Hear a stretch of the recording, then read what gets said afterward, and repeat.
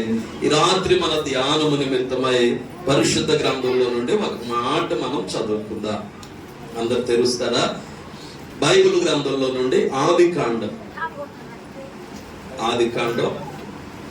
31వ అధ్యాయం. ఆదికాండము 31వ అధ్యాయం 46 వాక్యాన్ని ఈ రాత్రి మనం ధ్యానం చేద్దాం. పరిశుద్ధ గ్రంథంలో నుండి ఆదికాండం 31వ అధ్యాయంలో 46 వచనాలు చదువుతున్నారు. అందరూ వినండి. మరియు యాకోబు రాళ్ళు కూర్చుడని తన బంధువులతో చెప్పెను. వారు రాళ్ళు తెచ్చి కుప్ప వేసిరి. అక్కడ వారు ఆ కుప్ప యొద్ద భోజనము చేసిరి. స్త్రీలలో నుండి ఎవరైనా చదువుతారు? ఒకరు చదవగలరా? మరియు యాకోబు రాళ్ళు కూర్చుడని తన బంధువులతో చెప్పాను. వారు రాళ్ళు తెచ్చి కుప్ప వేసిరి. అక్కడ వారు ఆ కుప్ప యొద్ద భోజనము చేసిరి. మనం చదువుకున్న వాక్య భాగం ఆదికాండంలో నుండి 31వ అధ్యాయంలో 46 వచనం మనం చదువుకున్నాం. బైబిల్ మొత్తంలో 66 పుస్తకాలు ఉంటాయి. ఎన్ని పుస్తకాలు? 66. ఈ పూట మనం చదువుకున్న పుస్తకం మొదటి పుస్తకం. ఏ పుస్తకం ఇది? దీని పేరేంటి? ఆదికాండం. కాండాలు ఎన్ని ఉన్నాయి తెలుసు మీకు? బైబిల్లో 5 ఉంటాయి. ఎన్ని కాండాలు? 5. ఆదికాండం, నిర్గమాకాండం, లేవియాకాండం, సంఖ్యాకాండం, ద్వితీయోపదేశకాండం. ఈ 5 కాండాల గ్రంథకర్త దైవజనుడైన మోషే. మనం మొదటిగా చదువుకున్న ఈ ఆదికాండంలో మొత్తం 50 అధ్యాయాలు ఉంటాయి. ఎన్ని అధ్యాయాలు? 50. ఈ 50 అధ్యాయాలు చదివితే ఈ ఆదికాండం అంతట్లో కొంతమంది ప్రాముఖ్యమైన వ్యక్తులు మనకు కనబడతారు. వారిలో మొదటివాడు దేవుని పోలికలో దేవుని స్వరూపంలో చేయబడిన మొట్టమొదటి మానవుడు. అతని పేరు ఆదాము. ఇతడు బైబిల్లో లేదా ఆదికాండంలో ఒక ప్రాముఖ్యమైన వ్యక్తి అన్నమాట. రెండవదిగా యేసు ప్రభుకి ముంగుర్తుగా ఉంటూ క్రీస్తు యొక్క స్వారూప్యతను ధరించుకున్న ఆదాము యొక్క కుమారులలో ఒకడు. అతని పేరు హేబేలు. పేరు హేబేలు. ఇతడు కూడా ఈ ఆదికాండంలో ఒక ప్రాముఖ్యమైన వ్యక్తిగా మనం చెప్పుకోవచ్చు. తర్వాత భయంకరమైన జలప్రలయం నుండి తప్పించబడి దేవుని కృపను పొందుకున్న ఆ తరములోనే నీతిమంతుడు ఒక గొప్ప భక్తుడు ఉన్నాడు. అతని పేరు నోవాహు. అతడు కూడా ఈ ఆదికాండంలో ఒక ప్రాముఖ్యమైన వ్యక్తిగా మనం చెప్పుకోవచ్చు. 300 ఏళ్ళు దేవునితో నడిచి మరణము చూడకుండానే దేవునితో పాటుగా పరలోకానికి సజీవంగా ఎత్తబడిన ఒక గొప్ప భక్తుడు ఉన్నాడు. అతని పేరు హానోకు. ఈ హానోకు కూడా ఈ ఆదికాండంలో ఒక ప్రాముఖ్యమైన వ్యక్తి. ఆ తర్వాత అన్యుల కుటుంబంలో నుండి ప్రభు పిలుపుని బట్టి దేవుడు వెళ్ళమన్న ప్రాంతానికి వెళ్ళి లెక్కింపలేనంత విస్తారమైన జనాంగంగా ఆశీర్వదించబడిన ఒక గొప్ప భక్తుడున్నాడు. అతని పేరు అబ్రహాం. ఇతడు కూడా ఈ ఆదికాండంలో ఒక ప్రాముఖ్యమైన వ్యక్తి. దేవుడు అబ్రహామును ప్రేమించి వాగ్దాన పుత్రునిగా వృద్ధాప్యంలో దేవుడు కొడుకునిచ్చాడు. ఏం పేరు? ఆయన పేరు ఇస్సాకు. ఆయన కూడా ఈ ఆదికాండంలో ఒక ప్రాముఖ్యమైన వ్యక్తి. ఇస్సాకును ప్రేమించి దేవుడు ఇస్సాకుకు కుమారుని ఇచ్చాడు. దేవునితో పోరాడి మనుషులతో పోరాడి గెలిచిన ఒక భక్తుడు. అతని పేరు యాకోబు. యాకోబు కూడా ఈ ఆదికాండంలో ఒక ప్రాముఖ్యమైన వ్యక్తి. ఇక ఆఖరిగా ఫలించేడి కొమ్మగా అమ్మబడిన, దాసునిగా అమ్మబడిన ఆ దేశంలోనే ఒక ఉన్నతమైన దేవుని ఆశీర్వాదాన్ని పొందుకున్న మంచి పవిత్రమైన వ్యక్తి. అతని పేరు యోసేపు. ఇతడు కూడా ఈ ఆది కాండంలో ఒక ప్రాముఖ్యమైన వ్యక్తిగా మనం చూస్తాం. ఇలా ఈ ఆది కాండం అంతా మనం చదివితే ఈ భక్తులందరి చరిత్ర మనకు కనబడుతుంది. ఈ పూట మనం చదువుకున్న వాక్య భాగంలో ఒక భక్తుడు మనకు కనబడుతున్నారు. ఏం పేరు? యాకోబు. ఏం పేరు? ఈ రాత్రి వేళ యాకోబు గురించి మనం చదువుకున్న వాక్య భాగంలో ఉన్న మాటల గురించి మనం ధ్యానం చేద్దాం ఈ రాత్రి వేళ. అందరూ శ్రద్ధ గింటారు. మరి పిల్లలందరిని దగ్గర పెట్టుకుంటారు, అటు ఇటు తిరగనివ్వకుండా విందాం మరి దేవుని మాటలో. అందరూ ఒకసారి స్తోత్రం చెప్తారు గట్టిగా. బైబుల్ చెప్తుంది, నీవు నీ దేవుడైన యెహోవా మాట ఎట్లా వింటే ఎలా వింటే శ్రద్ధగా వింటే ఈ దీవెనలన్నీ నీ మీదకి వచ్చి నీకు ప్రాప్తించును అని రాయబడింది. దేవునికి స్తోత్రం చెల్లిందా. నువ్వు పట్టణంలో దీవించబడతావు, పొలములో దీవించబడతావు. నువ్వు బయటికి వెళ్ళినప్పుడు దీవించబడతావు, లోపలికి వచ్చినప్పుడు కూడా. ఎప్పుడైతే దేవుని మాటలు నువ్వు శ్రద్ధగా వింటావో అప్పుడు దీవించబడతావు. నీ గంప దీవించబడుతుంది, నీ పిండి పిసికే తొట్టి దీవించబడుతుంది. నీ పిల్లలు, నీ గర్భఫలం, నీ భూఫలం, నీ కలిగిన పశువులు, గొర్రె మేకల మందలు ఆశీర్వదించబడతాయి. ఎప్పుడైతే దేవుని మాటలు మనం శ్రద్ధగా వింటాం అప్పుడు ఈ దీవెనలన్నీ నీ మీదకి వచ్చి నీకు ప్రాప్తించును అని రాయబడింది. మీరు తలగానే ఉంటారు కానీ తోకగా ఉండరు.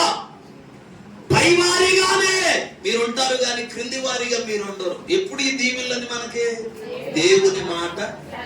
కాబట్టి ఈ పూట, ఈ రాత్రి మనం అందరం దేవుని మాటలు శ్రద్ధగా విని ఇందున్న దేవుని ఆశీర్వాదాలు మనం అందరం పొందుకుందాం అంటారా? వద్దులే గారు, మనకి ఎందుకులే.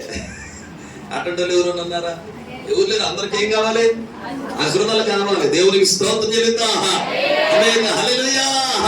అసలు ఈ కుటుంబ సంకల్పంతో దేవుడు సేవకునికి ఇచ్చిన మంచి ప్రేరేపణతో ఏర్పాటు చేయబడినటువంటి కూటమి. కాబట్టి ఈ కోడికలో మనం అందరం దేవుని ఆశీర్వాదాలు పొందుకోవాలంటే దేవుని మాటలు ఎట్లా వినాలి? మనం అందరం శ్రద్ధగా వినాలి. దేవునికి స్తోత్రం చెల్లిద్దాం. ఈ పూట మనం చదువుకున్న వాక్య భాగంలో ఒక ఆయన కనబడుతున్నారు. ఏం పేరంటే ఈయన పేరు యాకోబు. ఈ యాకోబు ఎవరు కుమారుడు చెప్తాను వినా. అబ్రహాముకి లేక వృద్ధాప్యంలో కొడుకునిచ్చాడు. ఆయనకి ఇస్సాకు అని పేరు పెట్టుకున్నాడు. ఇస్సాకు పెరిగి పెద్దోడయ్యాడు, పెళ్ళిడు. ఇస్సాకుకి ఒక మంచి అమ్మాయిని చూసి పెళ్లి చేశాడు. ఎందుకు ఆమె పేరు? అబ్బా, అందులో మీ అందరికి బైబిల్ బాగా తెలుసు. మీ అందరికి టక్క చెప్తున్నారు మీరంతా. దేవునికి స్తోత్రం చెల్లిద్దా. ఏం పేరు? రిబకా. ఇస్సాకు రిబకాలు దేవుని కృపను బట్టి జతపరచబడ్డారు. వీళ్ళకి వివాహం అయ్యి 20 సంవత్సరాలు అవుతుంది, పిల్లలు లేరు. ఇస్సాకుకి 40 సంవత్సరాల వయసులో అబ్రహాము రిబకానిచ్చి పెళ్లి చేశాడు. ఇప్పుడు ఇస్సాకుకి దరిదాపుగా 59 సంవత్సరాలు వచ్చేసిన సంతానం లేదు. అంటే దరిదాపుగా 20కి దగ్గరలో ఉన్నాడు, పిల్లలు లేదు. వివాహం అయ్యి ఎన్నేళ్ళు అయిపోయింది? 20 ఏళ్ళు అయిపోతుంది. అయినా ఏం కలగట్లేదు, సంతానం లేదు.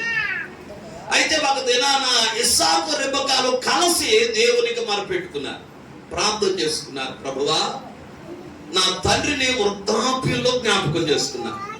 నా తండ్రికి ఏమో 100 సంవత్సరాల వయసులో, నా తల్లికేమో 90 సంవత్సరాల వయసులో నన్ను ఇచ్చావు. దేవా, నన్ను కూడా, నా భార్యను కూడా జ్ఞాపకం చేసుకొని మాకున్న లోటు తీర్చాయా, మాకు సంతానం ఇయ్యాయని దేవునికి మొరపెట్టారు. దేవుడు ఇస్సాకు రిబకాల ప్రార్థన ఆలకించాడు. వాక్యం చెప్తుంది, సంతులేని దానిని ఇల్లాలుగా, కుమారుల సంతోషము గల తల్లిగా దేవుడు చేస్తాడంట. దేవునికి స్తోత్రం చెల్లిద్దా. దేవుడు ఇస్సాకు రిబకాల ప్రార్థన ఆలకించాడు. వారి ప్రార్థనకు ప్రతిఫలంగా దేవుడు రిబకా గర్భాన్ని తెరిచాడు. స్తోత్రం చెప్తారు సరి గట్టిగా. రిబకా గర్భాన్ని దేవుడు తెరిచాడు. ఈ పూట ఈ రాత్రి వేళ ఈ కుటుంబ ఆశీర్వాద కూడికల్లో పాల్గొన్న మీలో ఎవరైనా వివాహమై చాలా కాలమై పిల్లలు లేక ఒకవేళ బాధపడుతున్నట్లయితే ఈ ప్రార్థనా కూడికల ద్వారా దేవుడు మీ పక్షాన గొప్ప కార్యాన్ని జరిగించునుగాక. నీ గర్భాన్ని యేసయ్య తెరుచును గాక. సంతులేని దానిని ఇల్లాలుగా దేవుడు చేయును గాక. కుమారుల సంతోషము గల తల్లిగా దేవుడు నిన్ను నిలబెట్టును గాక. హల్లెలూయా. ఇస్సాకు రెబెకాను దేవుడు జ్ఞాపకం చేస్తున్నాడు. రెబెకా గర్భాన్ని దేవుడు తెరిచాడు. నెలలు నిండుతున్నాయి, ప్రసవ దినాలు దగ్గర పడ్డాయి. రెబెకాకి నొప్పులు ఎక్కువ అవుతున్నాయి. రెబెకాకి నొప్పులు ఎక్కువ అవుతున్నాయి. ఆ నొప్పులు భరించలేకపోతుంది. నొప్పులు తట్టుకోలేకపోతుంది. ఇక ఆమె అనుకుంటుంది, వామ్మో ఏంటి ఈ నొప్పులు భరించే కంటే అసలు చచ్చిపోవటమే మేలు అనుకుంటుందంట రెబెకా. ఏమనుకుంటుందంట? ఈ నొప్పులు భరించే కంటే, ఈ నొప్పులు పడే కంటే ఏం మేలు నాకు? మరణమే, చావే నాకు మేలు అనుకొని దేవుని దగ్గర కూర్చోడుతుంది. దేవా, సంతానం అంటే ఇచ్చావయ్యా, అయితే నొప్పులు ఎక్కువవుతున్నాయి, నొప్పులు భరించడం నా వల్ల కావట్లేదయ్యా, ఏడు ప్రభువా ఈ నొప్పులు అని దేవుని సన్నిధిలో ప్రార్థన చేస్తే దేవుడు మాట్లాడుతున్నాడు మెల్లగా రెబెకాతో. రెబెకా, నీ గర్భంలో 2 జనపదాలు ఉన్నాయి. ఎన్నున్నాయి అంటే ఏంటి? ఇద్దరు కమల పిల్లలు ఉన్నారు నీ గర్భంలో. అడిగావుగా పిల్లలు లేరని, 20 ఏళ్ళు అవుతున్నాయో పిల్లలు లేరు, సంతానం లేదని అడిగావుగా. అందుకే నేను ఇద్దరిని ఏర్పాటు చేశాను. నీ గర్భంలో 2 జనపదాలు ఉన్నాయి. పెద్దవాడి కంటే చిన్నవాడు ముందు రావాలని పెద్దవాడితో ఏం చేస్తున్నాడు? లోపల పోట్లాడుతున్నాడు, గొడవ పడుతున్నాడు, పోరాడుతున్నాడు. పెద్దోడిని వెనకలాగి వాడు ముందు రావాలని. నీ గర్భంలో గొడవ జరుగుతుందమ్మా, అందుకే ఈ నొప్పులమ్మా, నువ్వేం భయపడమాకమ్మా, నా కృప నీకు తోడుగా ఉంటుందమ్మా, ప్రసవ దినాల్లో సహాయం చేస్తానమ్మా, సుఖమైన కాన్పిస్తాను.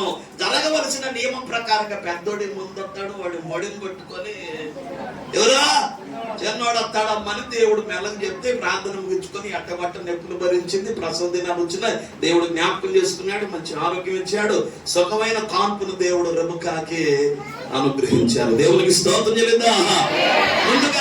ముందుగా తల్లి గర్భంలో నుండి ఎవరు వచ్చారు?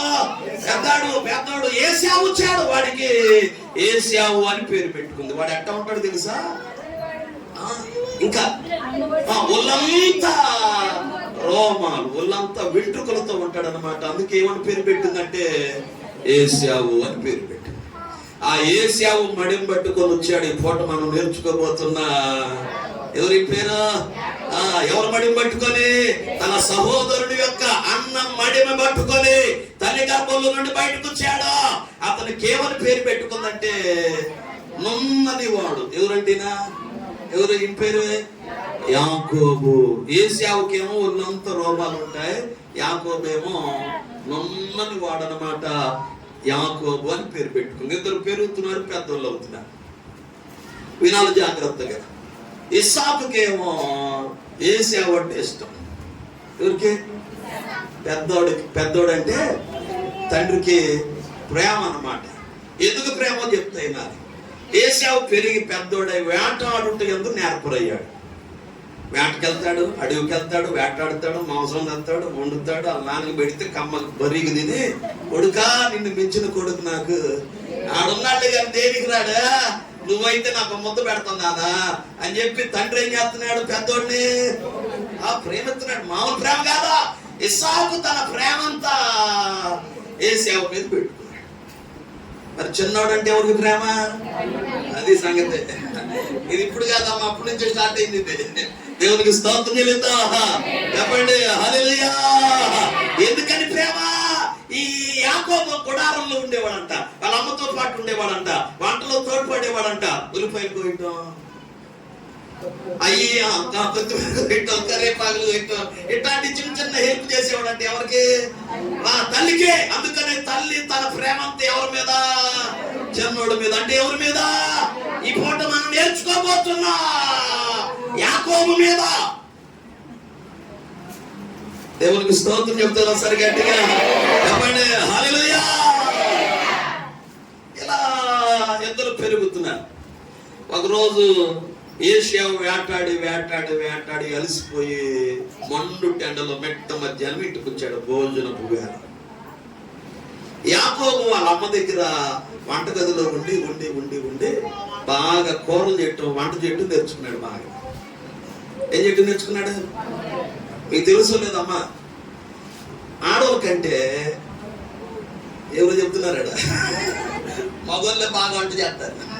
ఊరికంటే ఆడవాళ్ళ కంటే మీరు బాగా చేపించేస్తారని వాళ్ళు ఏం చేయరు కానీ లేదంటే మీకంటే మంచి మంచి కుక్కలు ఎవరన్నా ఉన్నారా బాగా చేస్తారా అన్న. మీకు తెలుసుగా పెద్ద పెద్ద హోటల్స్ లో బిర్యానీలు ఉండేది ఎవరు? మీరు కవిటమే తోడవటం కడుపు మీరు అసలు వంట మంచి మగోళ్ళే. ఎందుకంటే అక్కడ స్టార్ట్ అయింది యాకోబు మంచి మామూలు కూరలు కాదు. చిక్కుడుగా చేసిన ఎట్ట ఉండదో తెలుసా? చికెన్ మించిపోద్ది అనమాట, అంత బాగా చేస్తాడు. దేవునికి స్తోత్రం చెల్లిద్దాం. కూర చేశాడు ఒక రోజు. ఏం కూర? చూడటానికి ఎలా ఉంది? ఎర్రగా ఉందంట. చూడగానే నోట్లో నుండి లాలాజలం వస్తుంది. ఎవరికి? ఏశావుకి. నానా తమ్ముడా ఆకలితో ఉన్నాను రా, వేటకెళ్ళాను రా, ఏం దొరకలేదురా, ఆకలేస్తుందిరా, నాకు మంచి కూర ఉండేవి కదా, ఆ కూర నాకు పెట్టరా. యాకోబు మామూలుడు కాదు. అన్నయ్య నీ జ్యేష్ఠత్వపు హక్కు నాకు ఇస్తే ఈ కూర ఏ కూర? ఏ కూర? ఆఫ్టర్ చిక్కుడుకాయ కూర కోసం ఏసావు ఏం చేశాడు? ఒక్క పూట కూటి కోసం అంట జ్యేష్ఠత్వాన్ని అమ్ముకున్నాడంట. ఎవరు? యాకోబు యొక్క అన్న ఏసావు. దేవునికి స్తోత్రం చెల్లిద్దాం. ఎందుకంటే చాలా మంది ఒక్క పూట కూటి కోసం వారికున్న పదవి, వారికున్న హోదా, వారికున్న గౌరవాన్ని పోగొట్టుకుంటూ ఉంటారు చాలా మంది. మీరేమనుకున్నట్టు ఒక మాట, మంచోడు బుద్ధి అంట. ఎవరు బుద్ధి? మంచోడు బుద్ధి అంట మాంసం గడి తెలిసిందంట. ఎవరు బుద్ధి? మంచోడు బుద్ధి. అసలు గొడవలు ఎక్కడ వస్తాయి తెలుసా? మొక్క పడలేదనుకో అక్కడ స్టార్ట్ అయ్యే గొడవలు. వాళ్ళకేమో మంచి మొక్క వేసారు, నాకేమో అది అక్కడ స్టార్ట్ అయింది గొడవ. ఒక్క పూట కూటి కోసం ఉన్న మంచి పేరు పోగొట్టుకుంటారు చాలా మంది. మొక్క పడలేదని, సాంబార్ మొక్కలే వేసారని, మెడ మొక్కలే పడ్డాయని, ఉన్న ఆ మంచి పేరు కూడా పోగొట్టుకుంటారు. అట్లా చిక్కుడుకాయ కూర కోసం ఉన్న జ్యేష్ఠత్వపు హక్కును పోగొట్టుకున్నాడు. ఇలా పెరుగుతున్నారు, పెద్దోళ్ళు అవుతున్నారు. మా వినాటి పిల్లల దగ్గర పెట్టుకోండి. ఒకరోజు తండ్రి ఏం చేశాడంటే ఇస్సాకు పెద్దోడిని పిలిచాడు. పెద్దోడిని పిలిచి అంటాడు, ఏసావుని పిలిచినానా, నేను పెద్దోడిని అయిపోతున్నాను, నాకు దృష్టి మాంద్యం కూడా తగ్గింది, నేను సరిగ్గా చూడలేకపోతున్నాను, నేను ఎక్కువ కాలం బ్రతకను రా, కొద్ది రోజులు నేను చచ్చిపోతాను, అయితే నాకు మాంసం తినాలని ఉందయ్యా, నువ్వు వేటకెళ్ళి వేటాడి మాంసం తెచ్చి నాకు కొడు పెడితే నేను తిని నిన్నేం చేస్తాను, దీనిస్తాను నాన్న అని తండ్రి ఇస్సాకు పెద్ద కొడుకు ఏసావు చెప్పాడు. ఈ మాటలన్నీ ఎవరన్నారు? వంటగదిలో ఉండే రెబెక్క. దీవుల నుండి పెద్దోడికి వెళ్ళిపోతే చిన్నోడు ఏమైపోతాడు? వాడంటే వేటాడుట ఎందుకు నేర్పరి, వాడు ఎట్టగైనా బతుకుతాడు. వీడు అమాయకుడు గుడారంలో ఉండేవాడు, సాధువు, నోట్లో నాలుగు కూడా లేదు, ఎట్లా బ్రతుకుతాడు? దీవులన్నీ పెద్దోడికి వెళ్ళిపోతే చిన్నోడు ఏమైపోతాడని తల్లి ఆలోచన కలిగి కొడుకుని పిలిచింది. నానా యాకోబా, నువ్వు వేటకెళ్ళి వేటాడి మాంసం తీసుకుని రా, నేను వండి పెడతాను, మీ నాన్నకి పెట్టావనుకో మీ నాన్న ఏం చేస్తాడు, నిన్ను ఆస్వాదిస్తాడు రా అని తల్లి చెప్తే యాకోబు వేటకు బయలుదేరాడు. యాకోబు దేవుని మహాకృపను బట్టి ఏశావు కంటే ముందే యాకోబు వేటాడి మాంసం తీసుకొచ్చి వాళ్ళ చేతులు పెట్టాడు. వాళ్ళమ్మ ఏం చేసిందంటే మంచిగా ఉప్పులు, పప్పులు, మసాలాలు, కొత్తిమీర, కారం అన్ని వేసేసి చికెన్ మసాలాలు వేసి వండి ఎవరికి ఇచ్చింది? యాకోబు చేతులు పెట్టింది. అయ్యా ఇల్లు నాన్న, మీ నాన్నకి ఇవ్వు, మీ నాన్న ఏం చేస్తాడు, నిన్ను కడుపు నిండు తిని దీవిస్తాడని పంపింది. వెళ్ళే లోపు మధ్యలో ఆగాడు. మమ్మీ, నాన్నకి సూపు కనబడదనే గాని చెవులు బాగా వినబడతాయి, చెవులు స్వరం బాగా వినపడింది. నేను ఏశావును గానని, నేను యాకోబులని స్వరం గుర్తుపడితే గనక ఒకవేళ దీవెన సంగతి పక్కన పెట్టు, ఏం చేస్తాడు? నన్ను శపిస్తాడు. అమ్మో, ఈ దీవెనలు, ఈ ఆశీర్వాదాలు నాకు వద్దనా అయిపోయాడు. అప్పుడు తల్లి, మహాతల్లి, తెలివి కలిగిన తల్లి, ఎవరమ్మా? రెబెక్కమ్మా ఏం చేసిందంటే వధించింది కదా, మాంసం తెచ్చి ఆ చర్మం అంతా తెచ్చి నీకు కప్పేసింది. ఎవరికి? ఎందుకంటే నన్నున్న వాడు కదా ఏశావేమో, అందుకని చర్మం కప్పేసింది. ఆ చర్మం వధించినటువంటి మాంసం యొక్క చర్మం అంతా వలిసేసి ఈ యాకోబు కప్పేసి పంపించింది. నాన్న వెళ్ళయ్యా, ఏం చేస్తాడు, నిన్ను దీవిస్తాడు, వెళ్ళు అని పంపించింది. పంపిస్తా ఒక మాట అంది, దీవిస్తేనేమో దీవిళ్ళన్నీ నీకయ్యా, ఒకవేళ గుర్తుపట్టి శపించాడు, ఆ శాపాలన్నీ నాకయ్యా అని చెప్పి పంపించాడు. వెళ్ళాడు, వాళ్ళ నాన్న దగ్గరికి వెళ్ళాడు. వాళ్ళ నాన్న స్వరం గుర్తుపట్టాడు. ఏంట్రా నువ్వు యాకోబు స్వరం లాగుండే వేసావని అమ్మ దిగిరేరు అన్నాడు. తడుము చూశాడు, ఒళ్ళంతా ఏమున్నాయి, మాయ చేసేసింది తల్లి, ఎట్టగొట్ట తినేశాడు, దీవులన్నీ ఇచ్చేసాడు తండ్రి. దేవునికి స్తోత్రం చెల్లిద్దా.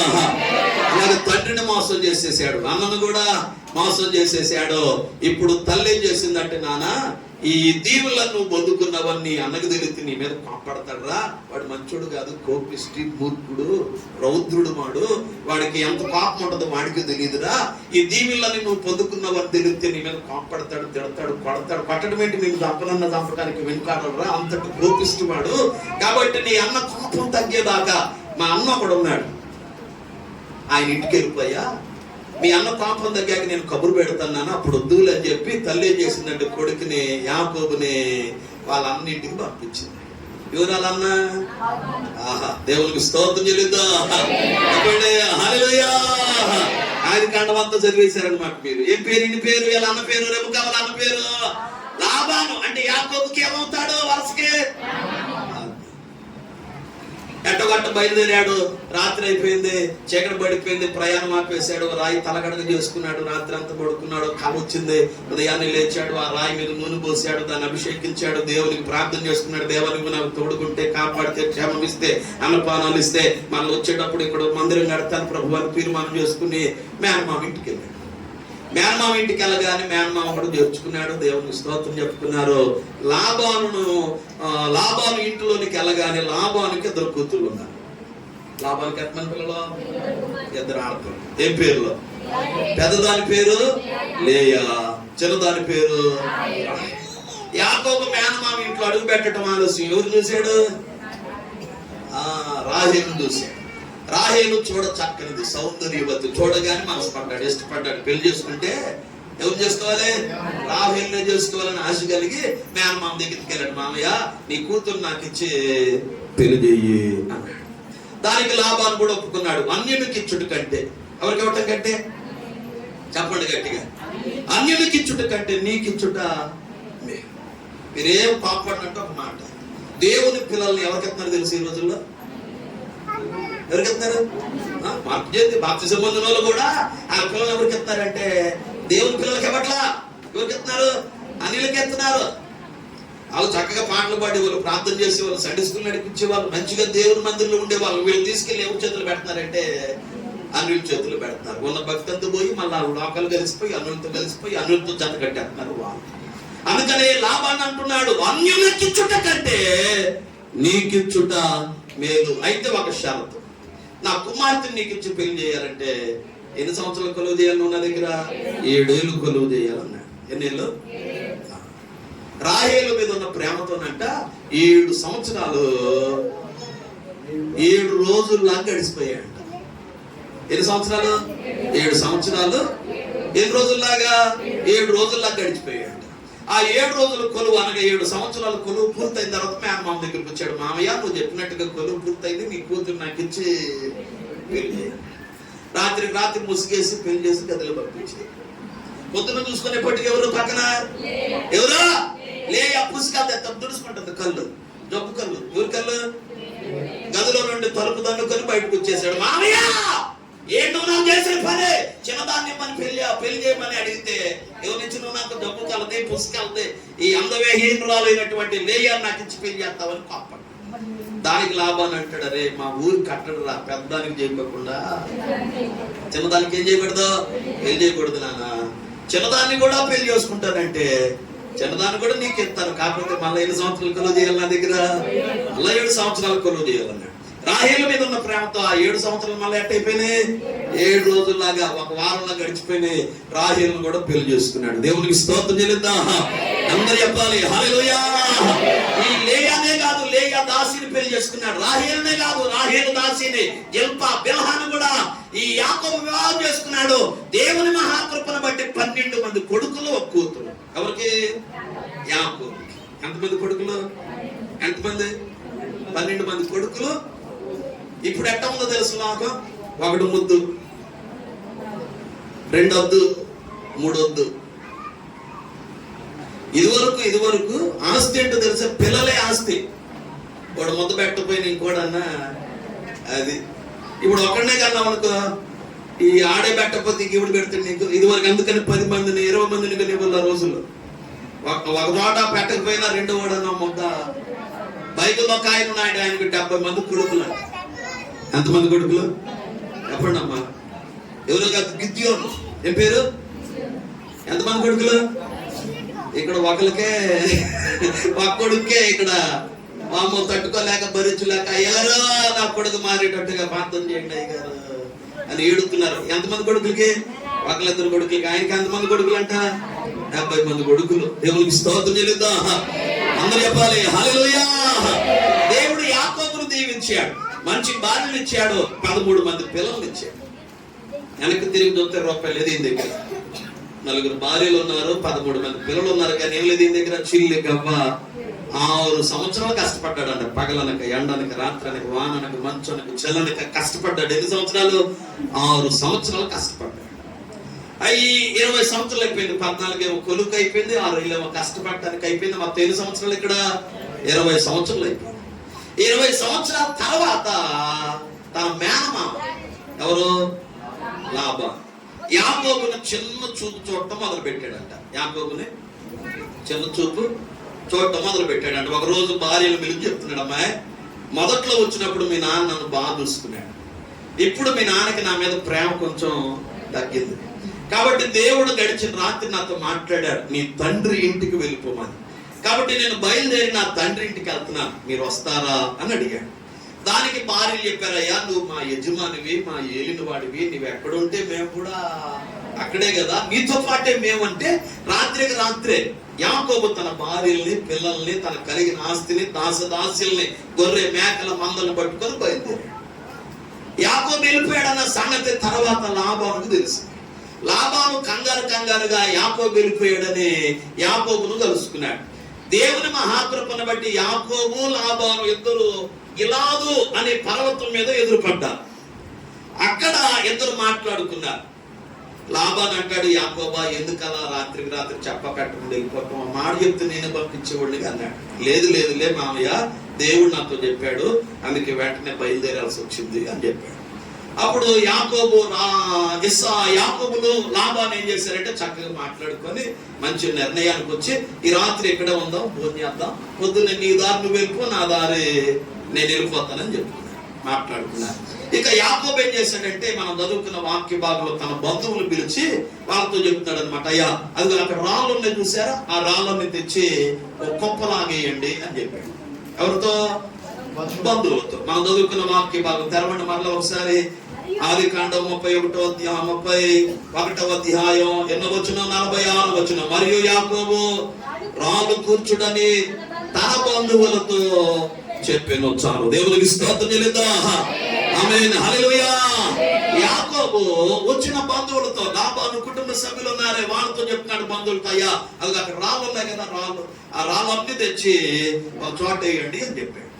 ఈ బంధువులు వెళ్ళిపోయి తల ఒక రాయి, మోయగలిగినంత రాయి, ఒక్కొక్కరు ఒక్క రాయి తెచ్చి ఏం చేశారు, రాళ్ళన్నీ ఒక కుప్పలాగేశారు.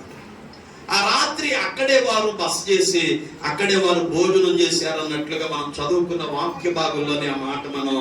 అక్కడ వారు ఏం చేశారు, ఆ కుప్ప యొద్ద భోజనము చేశారు.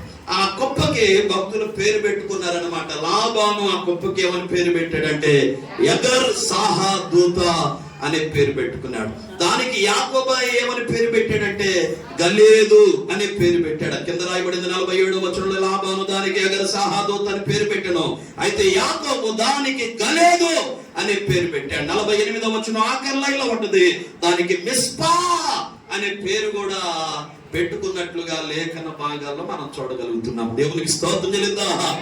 అందరూ చెప్పాలి హల్లెలూయా. మనం చదువుకున్నటువంటి 46వ వచనంలో యాకోబు బంధువులతో చెప్పాడు ఏమని, ఆ రాళ్ళని తెచ్చి ఒక కుప్పలాగా వెయ్యాలి. బంధువులు వెళ్ళిపోయారు, తలా ఒక రాయి తెచ్చారు, రాళ్ళన్నీ కుప్పలాగా వేసారు అనమాట. దేవునికి స్తోత్రం చెల్లిద్దాం. వారు అక్కడే ఆ కుప్ప దగ్గర ఏం చేశారంట, భోజనం చేశారు అన్న మాట ఈ పూట మనం చదువుకున్నాం. ఈ చదవబడిన వాక్య భాగంలో చాలా మాటలు రాయబడ్డాయి. అయితే ఈ పూట అందుట్లో నుండి ఒక మాట మనం తీద్దాం బయటికి. ఏమనుందంటే, ఏం చెప్తున్నాడు యాకోబు బంధువులతో? ఏందేమంటున్నాడు? చెప్పండి అందరూ, ఏందేమంటున్నాడు? రాళ్ళు తెమ్మంటున్నాడు. ఏందేమంటున్నాడు? మా తలల పైకి ఎత్తండి పిల్లలారా. ఏందేమంటున్నాడు? బంధువులు వెళ్ళిపోయి తల ఒక రాయి తెచ్చి రాళ్ళని ఏం చేశారు? ఒక కొప్పలాగేశారు. అక్కడ ఏం చేశారు? ఆ రాత్రి వాళ్ళు భోజనం చేశారు. ఆ కొప్పకి ఏమని పేరు పెట్టాడు? లాబాను ఎగర్ సాహాదోత్ అని పేరు పెట్టాడు. యాకోబు ఏమని పేరు పెట్టాడు? గలేదు అని పేరు పెట్టాడు. కింద ఇంకో పేరు పెట్టారు, ఏమని? మిస్పా అనే పేరు పెట్టారు. అయితే యాకోబు బంధువులతో చెప్పిన మాట, ఆ రాళ్ళు సమకూర్చాడు. రాళ్ళన్ని ఒక కొప్పలాగా వేయాడు. ఏందమ్మన్నాడు బంధువుల్ని?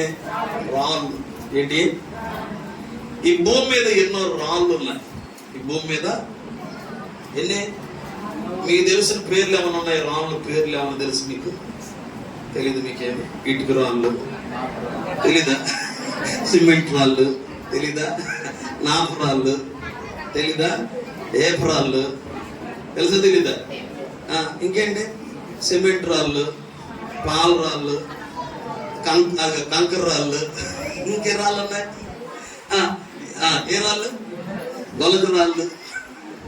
ఇంకా ఇంకే రాళ్ళు ఉన్నాయి? రకరకాలైన రాళ్ళు ఉన్నాయి.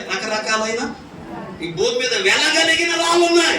మన దేవుడు మన కొరకు మార్పు చెంది బాప్తిసం పొంది, రక్షణ పొంది, ఆత్మ పొంది, నీతిగా యథార్థంగా పరిశుద్ధంగా భక్తి చేసే దేవుని పిల్లల కొరకు దేవుడు ఒక పట్టణాన్ని కడుతున్నాడు. అది అమూల్యమైన వెలగల రాళ్లతో కట్టబడుతున్న ఒక సుందరమైన పట్టణం. అది దేవునికి స్తోత్రం చెల్లిద్దా. హల్లెలూయా. అమూల్యమైన రాళ్లతో కట్టుతున్నాడంట. నీ కోసం నా కోసం బంగారపు పట్టణం కడుతున్నాడు యేసు. ఏ రాళ్ళంట? వెలగల రాళ్ళు. దేవునికి స్తోత్రం చెల్లిద్దా. ఇక్కడ యాకోబు బంధువులతో చెప్తున్నాడు, రాళ్ళన్నీ తీసుకురండి అంటే ఒక్కొక్కడు వెళ్ళి ఒక్కొక్క రాయి తెచ్చి ఒక్కొక్కలా చేశాడు. ఏమంటున్నాడు యాకోబు? రాళ్ళు. దేవునికి స్తోత్రం చెల్లిద్దా. ఆమేన్, హల్లెలూయా. బైబిల్లో కూడా కొన్ని రాళ్ళు ఉన్నాయి. బైబిల్లో కూడా చాలా రాళ్ళు ఉన్నాయి అమ్మా. 1, 2 కాదు, బోల్డ్ రాళ్ళు ఉన్నాయి బైబిల్లో. ఈ పూట మీకు కొన్ని రాళ్ళు చూపెడతాను. వాటికి మీరే పేర్లు పెడతారు. పేర్లు పెడతారు మీరు. వాక్యం చదివిస్తాను. తెరవండి. ఒకటి హబక్కుకు ప్రవచన పుస్తకం. బైబిల్లో నుండి తెరవాలి త్వరగా. హబక్కుకు ప్రవచన పుస్తకం 2వ అధ్యాయం 11వ వచనం చదువుతారవలన. హబక్కుకు ప్రవచన పుస్తకం 2వ అధ్యాయం 11వ వచనం చదువునాను. గోడలలోని రాళ్ళు మొరపెట్టుచున్నవి. చాలా అక్కడ ఆగదు. అందరూ విన్నారా? హబక్కుకు ప్రవచన పుస్తకం 2వ అధ్యాయం 11వ వచనం ఏమంటున్నాడు ఇక్కడ? గోడలలోని రాళ్ళంట ఏం చేస్తున్నాయంట? మొరపెడుతున్నవి అని హబక్కుకు ప్రవచన రీతికి మాట చెప్పాడు. దేవునికి స్తోత్రం చెల్లిద్దా. అందరూ చెప్పాలి హల్లెలూయా. నెంబర్ 1 మొదటిగా ఇవి ఏ రాళ్ళు అంటే మొరపెట్టే రాళ్ళు. ఏ రాళ్ళు? చెప్పండి, ఏ రాళ్ళు? మీరేమనుకున్నట్టు ఒక మాట. ఇక్కడ కూర్చున్న మనం అందరం రాళ్ళు ఒక గొప్పలా చేశాడు దేవుడి రాత్రి మనల్ని అందరినీ.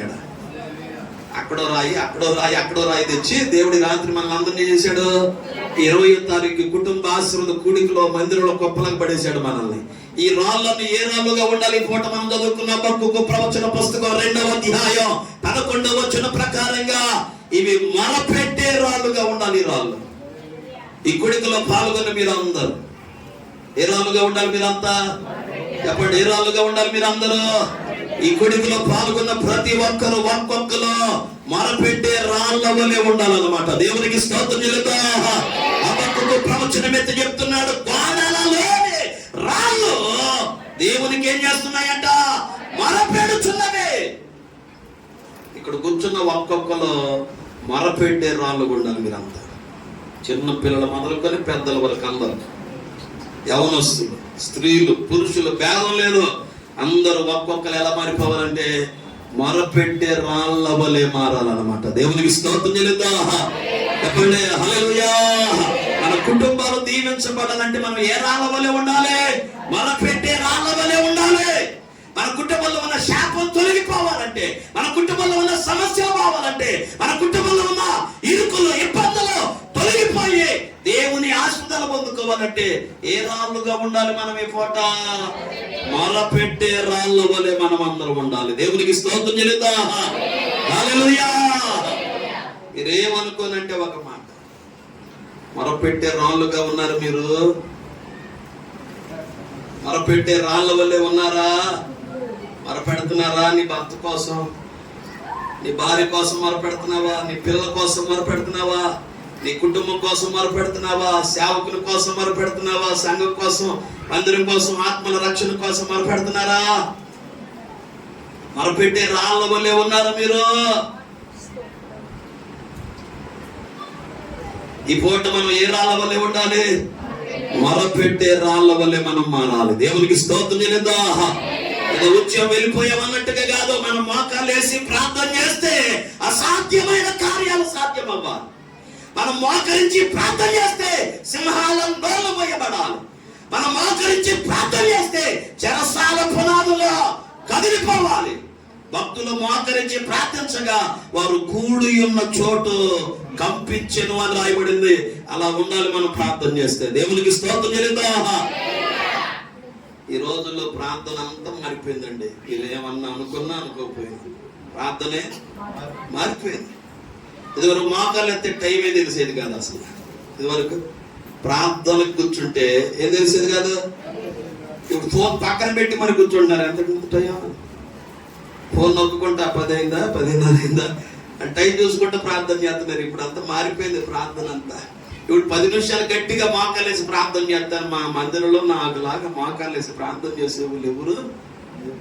ఎంతసేపు ప్రార్థన చేసినందుకు పట్టుమని 10 నిమిషాలు మోకాలేస్తే ఏమంత ప్రార్థన పూర్వాలు లేదంట. నాకు తెలిసిన తల్లిగారు ఉన్నారు, ఆ పేరు బెజవాడ బొజ్జమ్మ. బెజవాడ 18 గంటలు ప్రార్థన చేస్తుందంట రోజుకి. బెజవాడ ఆసాబ్ గారు వాళ్ళ అమ్మగారు, బెజవాడ బొజ్జమ్మ గారు రోజుకి 18 గంటలు మోకరెత్తదంట. రోజుకి ఎన్ని గంటలు? అసలు రోజుకి ఎన్ని గంటలు అంటే 18 గంటలు మోకరెత్తి ఇంకెన్ని గంటలు ఉన్నాయి? 6 గంటలు ఉన్నాయి. అమ్మ వందనాలు అమ్మ. ఎన్ని గంటలు ఉంటాయి? ఇంకా 6 గంటల్లోనే నిద్ర, ఇక 6 గంటల్లోనే పని, ఇక 6 గంటల్లోనే ఆమె ఏం చేసుకున్నా కానీ 6 గంటలు, మిగతా 18 గంటలు ఏం చేస్తుందంటే మన పెడతానే ఉంటుంది. దేవునికి స్తోత్రం చెల్లిద్దాం. హల్లెలూయా. ఈ పూట ఈ కుడికలో పాల్గొన్న మీరు కూడా ఒక్కొక్కరు మొరపెట్టే వాళ్ళుగా మారిపోవాలి.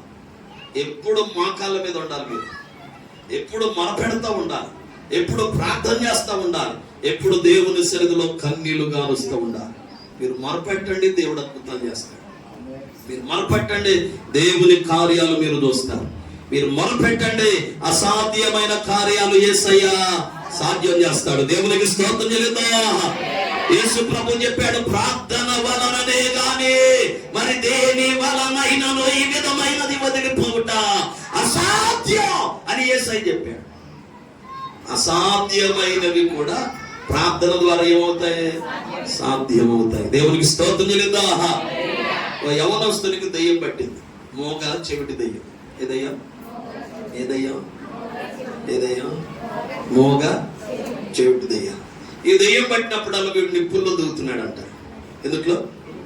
2 నీళ్ళల్లో దిగుతున్నాడంట. పాపం తండ్రి కాపాడుకోలేక నాన్న బాధలు పడుతున్నాడు. ఎవరు నీళ్ళంటూ అని చెప్పారు, యేసయ్య దగ్గరికి తీసుకెళ్ళండి, దెయ్యాలు పోగొడతాడు యేసయ్య అని చెప్తే కొడుకుని అట్టగట్టు బంధించి యేసు ప్రభు దగ్గరికి తీసుకొచ్చారు. అప్పుడు యేసు ప్రభు లేరు, శిష్యులు ఉన్నారు. శిష్యులు ప్రార్థన చేశారు కానీ వాళ్ళు ఉన్న దెయ్యమేమి. యేసు ప్రభు వస్తే యేసు ప్రభు దగ్గరికి తండ్రి పరిగెత్తుకుంటూ వెళ్ళిపోయి యేసయ్య పాదాల మీద పడి, ప్రభువా వీడు నా కొడుకయ్యా, వీడికి దెయ్యం పట్టిందయ్యా, నిప్పుల్లో నీళ్ళలో దిగుతున్నాడయ్యా, నా కొడుకు నువ్వు తప్ప ఇంకెవరు బాగు చేయలేరయ్యా, నా కొడుకును బాగు చేయ్యా అని అడిగాడు. యేసు ప్రభు యవనస్తును చూసి వానిలో ఉన్న దురాత్మలు గద్దించాడు. మోగవైన చెవిటి దెయ్యమా, వానిని వదిలిపొమ్ము అన్నాడు. వానిని వెలవెలలాడించి వానిలో ఉన్న చీకటి శక్తులు, ఆ దురాత్మ ఆత్మలు వాడిని వదిలిపెట్టి వెళ్ళిపోయింది. చచ్చిన వాని వల్ల పడిపోయాడు. యేసు ప్రభు వెళ్ళి వాడిని పైకి లేపగా ప్రజలందరూ ఆశ్చర్యపోయాడు. వాడు బ్రతికే ఉన్నాడు. వాడిని తండ్రికి అప్పచెప్పాడు, అయ్యా నీ కుమారుడు బాగుపడ్డాడు, నీ కుమారుడిని తీసుకుని వెళ్ళిపోయారు. వాళ్ళు శిష్యులు యేసు ప్రభు కలిసి ప్రయాణం చేస్తూ ఉండగా మార్గ మధ్యలో అడిగారు శిష్యులు, ప్రభువా మేము ప్రార్థన చేస్తే దెయ్యం బాలేదు, నువ్వు చిన్న ప్రార్థన చేసేలేవో దెయ్యం ఏమైపోయింది, వాటిని విలవిలనాడించి వారిలో ఉన్న దెయ్యపు శక్తులు మోగ చెవిటి దెయ్యాలు పారిపోయాయే అంటే అప్పుడు యేసయ్య చెప్పాడు అనమాట, మామూలు ప్రార్థన కాదయ్యా, ఉపవాస ప్రార్థన చేస్తే దెయ్యాలన్నీ పోతాయి. ఏమవుతాయి? ఏం చేస్తే? ప్రార్థన చేస్తే మోగ దెయ్యం పోతాయి, ప్రార్థన చేస్తే చెవిటి దెయ్యాలు పోతాయి, ప్రార్థన చేస్తే శాల దెయ్యం పోతాయి, ప్రార్థన చేస్తే పుత్తూరు దెయ్యం పోతాయి, ప్రార్థన చేస్తే పట్టిన దెయ్యాలన్నీ ఏమైపోతాయి? పారిపోతాయి. ప్రార్థన చేస్తే అసాధ్యమైన కార్యాలు సాధ్యమవుతాయి. ప్రార్థన చేస్తే సమస్యలు పోతాయి. ప్రార్థన చేస్తే ఉన్న ఆటంకాలు తొలగిపోతాయి. ప్రార్థన చేస్తే నీకున్న ప్రతి బలహీనత తొలగిపోతుంది. ప్రార్థన చేస్తే దేవుని కార్యాలు మనం మన కళ్ళారా మన జీవితాల్లో చూస్తాం అన్నమాట. అందుకని ఈ రాత్రి మనం ఏ రాళ్ళ వలే మరపెట్టే రాళ్ళ వలే మనం అందరం ఉండాలి. ఏ రాళ్ళుగా? ఏ రాయిగా? చెప్పండి, ఏ రాళ్ళ వలె ఉండాలి మనమందరం? దేవుని సన్నిధిలో మరపెట్టే రాళ్ళ వలె మనం మారుదుముగాక. స్తోత్రం చెప్తారా సరి గట్టిగా? హల్లెలూయా, హల్లెలూయా.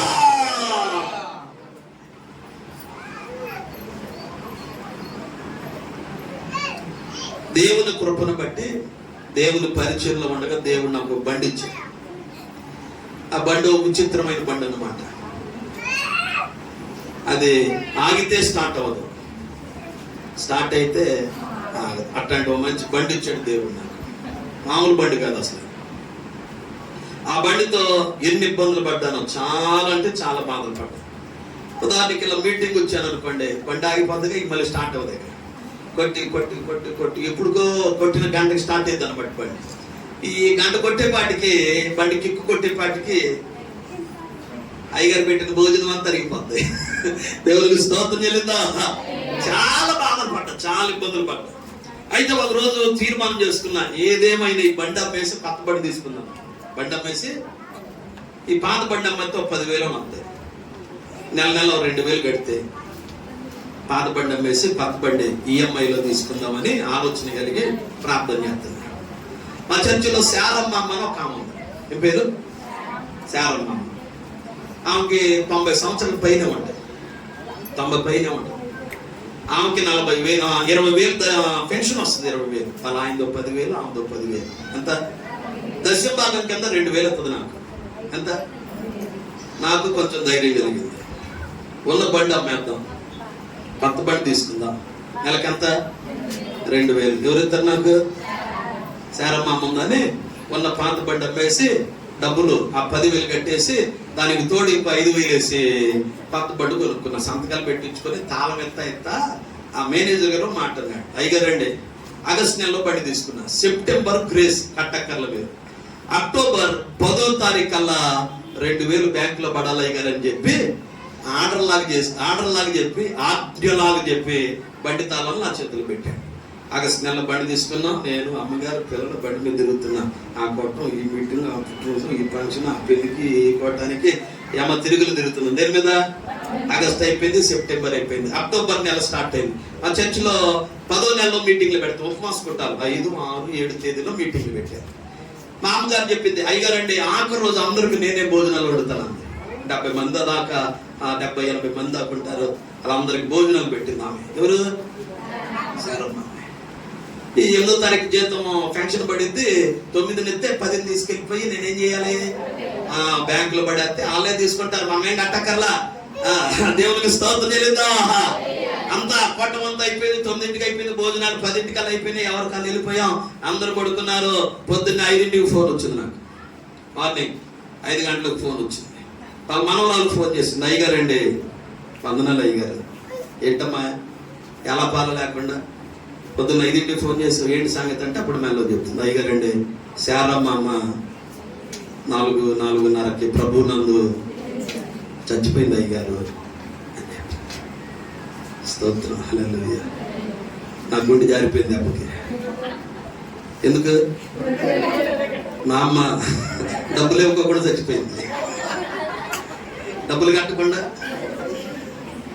ఆదర బాదరాగా అమ్మగారికి లేపి కబురు చెప్పి, అమ్మాయి నువ్వు తర్వాత వెనక, నేను ముందు వెళ్ళిపోతానని వెళ్ళిపోయా మామ దగ్గరికి. అప్పటికే బాక్స్ తెచ్చేసారు, మామని బాక్స్లో పెట్టేశారు. ఏడుతున్నారు అంతా, కొట్టారు మన వాళ్ళందరూ ఏడుతున్నారు. మా అమ్మ ఏడుతారు. మీకు తెలియదు ఏమన్నా ఆడవాళ్ళు, ఏడవటంలో మిమ్మల్ని మించిన వాళ్ళు లేరు అసలు.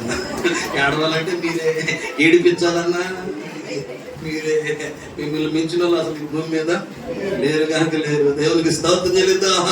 హల్లెలూయా. ఇక అందరూ ఏడుతున్నారా? వాళ్ళందరూ పైకి కనబడేటట్టుగా ఏడుతున్నారు. అసలు ఏడిసేది ఎవరో తెలుసా?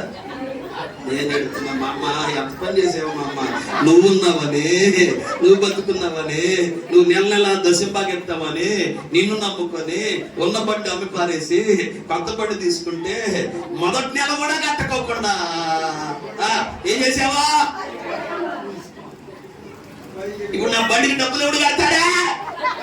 అమ్మ ముసల్దానా అని మాకులా, అమ్మో ఏసయ్యా 2000 అయ్యా, ఈరోజు 7వ తారీఖు 8వ తారీఖున ఆయన సాయంత్రానికి భూస్థాపన అయిపోద్ది, రేపు 9వ తారీఖు 10వ తారీఖు కల్లా డబ్బులు కట్టకపోతే ఈ బండిలో తిరుగుతూ ఉంటారు. అయ్యారు బండి ఆడ పెట్టాడు ఎత్తుకెళ్ళిపోతాడు.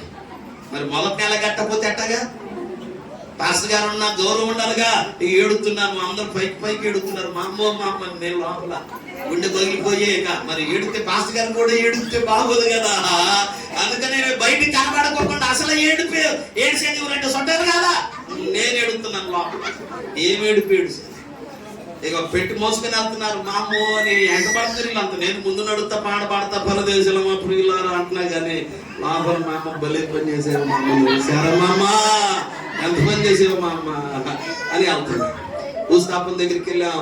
అందరు మట్టి వేస్తున్నారు. నేను కూడా ఆఖరి మట్టి వేయాలిగా. మట్టి వేసి తండ్రి కుమార పరిశుద్ధాత్మ నామంలో మట్టిగా లోపల బాధే. మా అమ్మ 2 పేర్లు ఇవ్వకుండా, మా అమ్మ కనీసం బండి ఈఎంఐ తిరిగి దాకుండా ఉంటుందేమో, 2 సంవత్సరాలన్నా ఉంటే దేవునికి స్తోత్రం.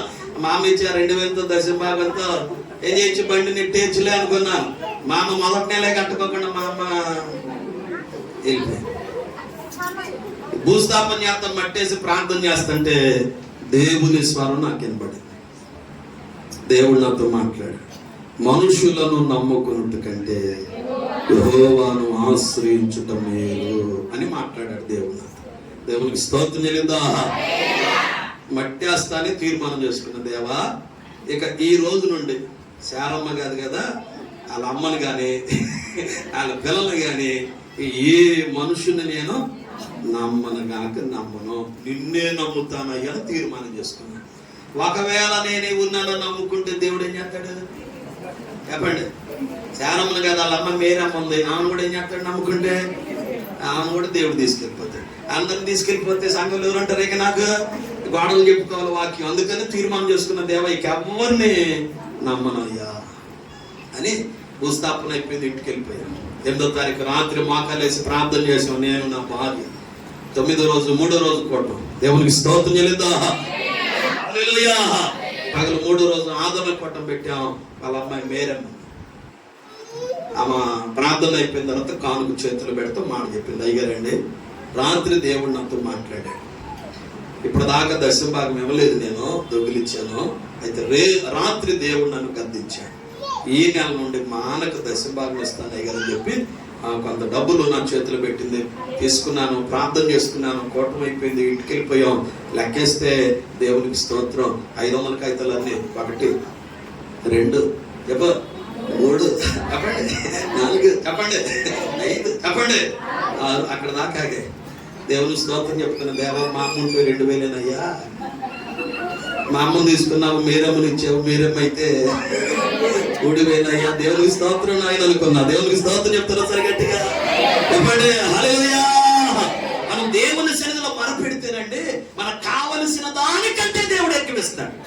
అడిగిన వాటికంటే, ఊహించిన వాటికంటే అత్యధికంగా ప్రభు మనకు దయచేస్తాడు. అసాధ్యమైన కార్యాలు సాధ్యం. ఎప్పుడు దశభాగం ఇవ్వలేదు వాళ్ళ అమ్మాయి మేరమ్మ. ఆమె చచ్చిపోయేదాకా దశభాగం మామలేదు. నెల 3000 ఇచ్చి. దేవునికి స్తోత్రం చెల్లిద్దా. ఈ మధ్య కరోనా 2nd వేవ్ లో చనిపోయింది. చనిపోయే సమయంలో కూడా దశభాగం ఇచ్చే తెచ్చిపోయింది. దేవునికి స్తోత్రం చెల్లిద్దా. హల్లెలూయా. హల్లెలూయా. మొరపెట్టండి, మీరు దేవుడు అద్భుతాలు చేస్తాడు. మీకు కావలసిన ఈవులన్నీ యేసయ్య మీకు అనుగ్రహిస్తాడు. నమ్మితే స్తోత్రం చెప్తారు సరిగట్టిగా. అందుకని ఈ పూట మనం ఏ రాళ్ళవలే దేవుని సన్నిధిలో మొరపెట్టే రాళ్ళవలే మనం ఉండాలి. ఏ రాళ్ళవలే? దేవుని సన్నిధిలో మొరపెట్టే రాళ్ళవలే ఉండాలి. మనం ప్రార్థన చేస్తే భర్త మారిపోవాలి, నువ్వు ప్రార్థన చేస్తే నీ పిల్లలు మారిపోవాలి, నువ్వు ప్రార్థన చేస్తే దేవుని కార్యాలు జరగాలి, నువ్వు ప్రార్థన చేస్తే ఉన్న సమస్యలు కదిలిపోవాలి, ఎరుకో కాటుకులు కూలినట్టుగా నీకున్న ఆటంకాలన్నీ తొలగిపోవాలి. అలా దేవుని సన్నిధిలో మొరపెట్టే రాళ్ళ వలె మనం ఉండాలి. దేవునికి స్తోత్రం చెల్లిద్దాం. హల్లెలూయా. ఆ చర్చిలో జరిగిన గొప్ప అద్భుతం అన్నమాట. నేను ఎక్కడికి వెళ్ళి ఈ సాక్ష్యం చెప్తాను. ఒక చిన్న పిల్ల ఉంది ఆ చర్చిలో. వాళ్ళ అమ్మ వాళ్ళ నాన్న అనుకోకుండా చనిపోయారు యాక్సిడెంట్, చిన్న వయసు. ఆ పిల్లకి చుట్టాలు చాలా మంది ఉన్నారులే కానీ బేదు కుటుంబం. ఆడపిల్లని అందరూ వదిలేశారు. ఆ పిల్ల ఆయనమ్మలు, మేనమామలు, మేనత్తలు, పిన్నులు, బాంధువులు, పెదనాళ్ళు, మేనత్తలు చాలా మంది ఉన్నారు చుట్టాలు. ఆడపిల్లని భారం అని బరువు అని అందరూ వదిలేశారు. అయితే పిల్ల వాళ్ళ అమ్మమ్మ దగ్గర పెరుగుతుంది. వాళ్ళ దగ్గర మరి కూతురు బిడ్డ కదా వదులుకోలేక అమ్మమ్మ ఏం చేసిందంటే మనవరాలను చేర్చుకొని ఇంట్లో పెట్టుకుంది. ఆమె చిన్న గుడిసె, చాలా దేని కుటుంబం, బేద కుటుంబం. ఇళ్ళలో పనులు చేసుకుంటుంది. అట్లు అవ్వటం, ఇల్లు అట్లు అవ్వటం, అట్లు తడిగుడ్డ పెట్టడం, అట్లాంటి పనులు చేస్తారన్నమాట. వాళ్ళు ఏదన్నా ముద్ద పెడితే తెచ్చుకొని మా అమ్మను మనవరాలు తింటారు. ఈ పిల్లకి 2 జతల బట్టలు ఉన్నాయి. ఎన్ని జతల బట్టలు? యవనస్తుల పిల్లలు ఉన్నారు కాబట్టి చెప్తున్నా వినండి. 2 జతల బట్టలు ఉన్నాయి పిల్లకి.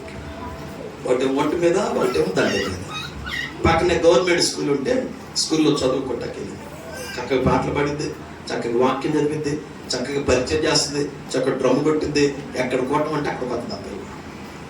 ఒకరోజు యథావిధిగా స్కూల్కి వెళ్ళింది. స్కూల్లో మెచ్యూర్ అయింది ఆ పిల్ల. స్కూల్లో మెచ్యూర్ అయింది. టీచర్స్ గమనించి ఆ పిల్లల్ని ఇంటికి పంపించేసారు. అమ్మా నువ్వు తొందరగా ఇంటికి వెళ్ళిపోయి పంపించేసారు. ఈ సంగతి వాళ్ళ అమ్మమ్మకి తెలిసింది. ఆమె కంగారుగా పని ఆపేసి అక్కడ ఉన్నటువంటి యజమానులు చెప్పి త్వరగా ఇంటికి వచ్చేసింది. అమ్మ ఇంటికి వచ్చే పాటికి ఆ పిల్ల మెచ్యూర్ అయి కూర్చుంది. ఆ పిల్ల ఒంటి మీద ఉన్న బట్టలు తీసేసి అవి పక్కన పడేసి ఆ పిల్లకి చక్కగా స్నానం చేపించి ఇంకో జత బట్టలు ఉన్నాయిగా ఆ బట్టలు ఒంటి మీద వేసి ఆ చిన్న గుడిసెలోనే పక్కన చిన్న సాపోట్ వేసి ఆ పిల్ల కూర్చోబెట్టి తాళ మీద కొంచెం కొబ్బరి నూనె రాసి ప్రార్థన చేసి మొల కూర్చోబెట్టి వీళ్ళ అమ్మమ్మ ఆ పనులు ఆ ఉంది. పిల్ల కూర్చోటానికి అయితే కూర్చుంది కానీ ఒకటి ఏడుతుంది. ఏం చేస్తుంది పిల్ల? ఉన్నది ఏం జతల బట్టలు? వాళ్ళ జత బట్టలు ఒంటి మీద పాడైపోయినాయి. అవి తీసి అమ్మమ్మ పక్కన పడేసింది. ఇంకో జత బట్టలు ఉంటే అవి ఇప్పుడు ఒంటి మీద ఉన్నాయి. రాత్రి అయిపోద్ది, మళ్ళీ ఉదయాన్నే లెగుస్తాను, మళ్ళీ స్నానం చేస్తాను, మళ్ళీ నా దగ్గర వేసుకోవటానికి ఇంకో జత బట్టలు లేవని ఆ దుఃఖంతో ఆ పిల్ల మూల కూర్చొని ఏడుతుంది. పిల్ల చాలా ఏడుతుంది. పిల్ల ఏడుస్తూ పాట పాడుకుందంట. ఏడుస్తూ ఒక పాట. ఏ పాట అంటే, యేసయ్యా నాకంటూ ఎవరు లేరయ్యా, యేసయ్యా నాకంటూ ఎవరు లేరయ్యా, నిన్ను నమ్మినే బ్రతుకుచుంటిని. అప్పులు పడతారా? నిన్ను వెదకుచు పరుగెత్తుచుంటిని, నిన్ను నమ్మినే బ్రతుకుచుంటిని, నిన్ను వెదకుచు. చూడు యేసయ్యా నన్ను చూడు, బట్టి నన్ను నీవు. అందరు కలిసి చూడు యేసయ్యా నన్ను చూడు యేసయ్యా, చేయి పట్టి నన్ను నీవు. యేసయ్యా నాకంటూ ఎవరు లేరయ్యా, యేసయ్యా నాకంటూ ఎవరు లేరయ్యా, కలతలెన్నో పెరుగుచుంటే కన్నీరైతిని, బయట చెప్పుకోలేక మనసు నేర్చితే, కలతలెన్నో పెరుగుచుంటే కన్నీరైతిని, బయట చెప్పుకోలేక. లేరు ఎవరు వినుటకు, రారు ఎవరు కనుటకు, లేరు ఎవరు వినుటకు, రారు ఎవరు కనుటకు.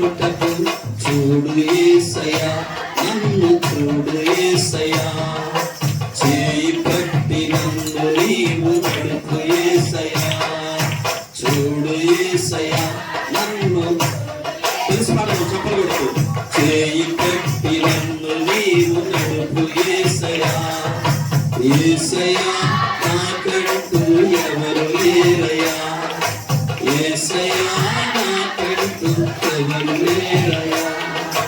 లోకమంత వెలివేయగా కుమిలిపోతిని, నమ్మిన వారు నన్ను వీడగా భారమాయెను. లోకమంత వెలివేయగా కుమిలిపోతిని, నమ్మిన వారు నన్ను వీడగా లేరు ఎవరు వినుటకు, రారు ఎవరు కనుటకు, లేరు ఎవరు వినుటకు, రారు ఎవరు. చూడు యేసయ్యా నన్ను చూడు యేసయ్యా, చేయి పట్టి నన్ను నీవు గట్టిగా. చూడు యేసయ్యా నన్ను చూడు యేసయ్యా, చేయి పట్టి నన్ను నీవు నడుపు యేసయ్యా. యేసయ్యా నాకంటూ ఎవరు లేరయ్యా, యేసయ్యా నాకంటూ ఎవరు లేరయ్యా. నిన్ను నమ్మినే బ్రతుకుచుంటినే, నిన్ను వెతుకుచు నిన్ను నమ్మినే బ్రతుకుచుంటినే, నిన్ను వెతుకుచు. చూడు యేసయ్యా నన్ను చూడు యేసయ్యా, చేయి పట్టి నన్ను నీవు నడుపు యేసయ్యా. చూడు యేసయ్యా నన్ను చూడు యేసయ్యా.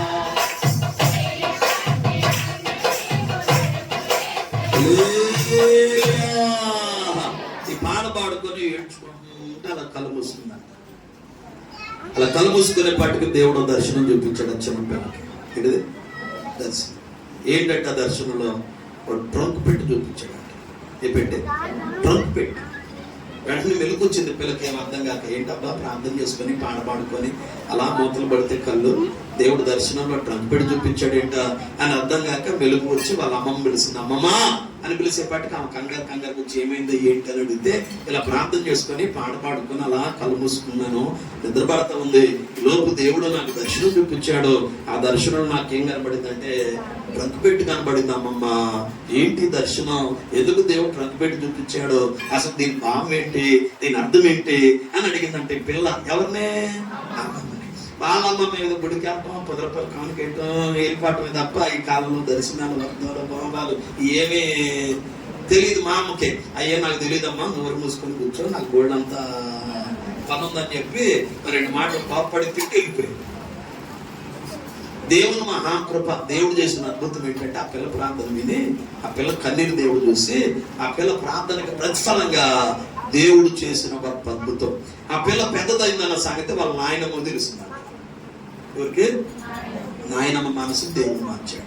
నా కొడుకు బిడ్డ నా దగ్గర పెరగాలి, ఆడపిల్లని భారమని వదిలేసినాం, అది ఎక్కడో వాళ్ళ అమ్మమ్మ దగ్గర పెరుగుతుంది, ఇప్పుడు ఏమైంది, అది పెద్దదయ్యింది, దానికి ఇప్పుడే కదా బట్టలు కావాలి, బట్టలు ఉన్నాయో లేదో పాపం అని ఆ మనసు దేవుడు నాయనమ్మ హృదయంలో కలుగు చేశాడంట. దేవుడు ఆ మనసును మారితే ఈ నాయనమ్మ మనవరాలకి బట్టలు వంటానికి షాప్కి వెళ్ళింది. ఏమంటాకి? బట్టలు. ఈ పిల్ల పెద్దదయ్యిందని వాళ్ళ మేనత్తకు తెలిసిందంట. మేనత్త మనసును కూడా దేవుడు ఏం చేశాడు? మార్చేశాడు. ఆమె కూడా పిల్లకి బట్టలు పట్టడానికి దేవుడు ఆమెను కూడా షాపులో పంపించాడు. ఈ పిల్ల పెద్దదైందని పెద్దనామే తెలిసిందంట.